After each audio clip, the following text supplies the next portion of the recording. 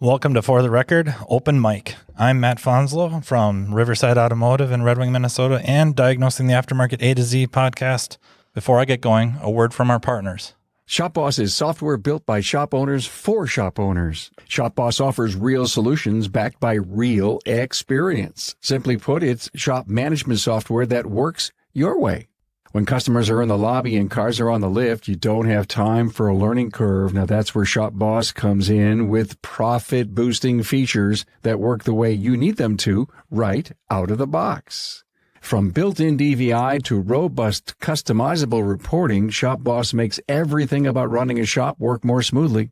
Plus, with their Boss Pay payments feature powered by 360 Payments, you can enter the era of totally paperless payments.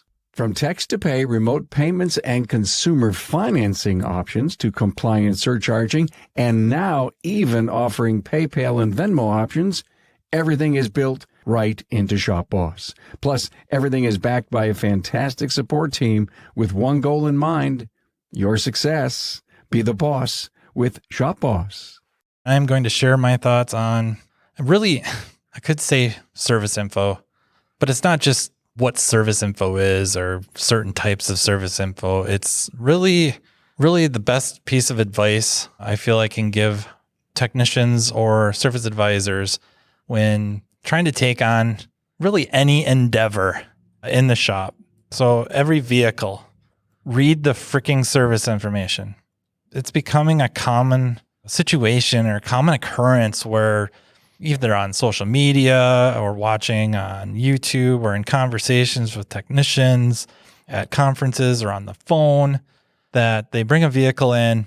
It's not that they don't know what to do so much. I mean, ultimately that is what's wrong, but that's not where it starts. That's not where this conversation starts. It starts out with essentially a horror story where brought a vehicle in for a common maintenance service, let's just say an oil change, bring it in, raise it up on a 2-post hoist, and promptly find out they shouldn't have raised it up on a 2-post hoist without first doing something with the car. I suppose we could wind the clock back a ways into the 90s. We had Lincolns. That was a common occurrence. You didn't raise them up on a hoist without shutting off the air suspension. If you didn't, you raised it up, the bags essentially would deflate, and then you would lower the vehicle. And as it came down, those bags would kind of, roll over, if you will, or fold over the struts, the rather sharp end, and it would slice them because they weren't put into a service mode, if you will. If you would have went to service information, you would have seen step 1. Pop the trunk, look at the switch. I think it even said on off, turn the air suspension off. So this is nothing new, or it shouldn't be anything new to us. If we're going to stick with suspension systems, Land Rover, same thing.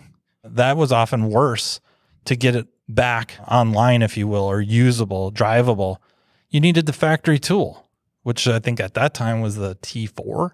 Over and over, we're hearing about different situations that are happened upon when a tech tries to do something that they're comfortable doing. They've done it over and over again, but not on that car. And it spans from not just, should I put this into some sort of a service mode? Should I put it into prepare the vehicle for this type of work?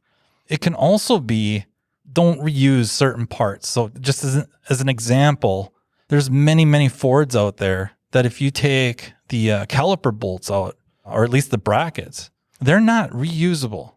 It doesn't say that anywhere in the parts catalogs, unless they've added that very recently. But last time I checked, there is no mention of this in the parts catalogs, at least aftermarket. This is in service info. You read the procedure. But again, I'm telling techs who have done hundreds, thousands of brake jobs in their lives to, before they start working on this vehicle, pull it into the bay, and before you do anything else, just pull up service info. Pull it up on your phone, pull it up on a tablet if you're doing DVIs. Maybe you got a computer near your bay or not, wherever, who cares where you go. Shop owner might not want you to go home and do it, but still, wherever you got to do it, pull it up, just flip through it quick. And I don't know, follow it, because let's also think about the other end of things where I don't know that stuff goes maybe awry, but we'll just say not during the job, but let's just say there's like a warranty concern down the road and it comes back and it's implied that maybe you did something wrong. What are you going to fall back on? I don't know that it's going to hold up so well that you're either telling the client or somebody else, whatever that may be, and what kind of a room you're in, telling them that I used my 30 plus years experience, my 10 years plus experience, my 5 years plus experience of doing this type of work to know what to do. And then they just present the service information. Did you follow this? Well, no, I didn't have to. Yeah, but did you do this? Did you reuse these bolts? Did you put the car into this mode? Did you do this adaptation or basic setting or calibration when you were done? Well, no, because you didn't look. And how long does it really take? And then I suppose if we want to call people to the carpet a little bit, I'm not trying to sound like I'm taking big digs, but just think it through as a management. Is the pay structure set up where no one's really punished to do the right thing? And I understand immediately if they're on some sort of commission or flat rate, a lot of times there's some techs that if they make a mistake, they don't follow the procedure. If they have to do it again, they might be doing it for free.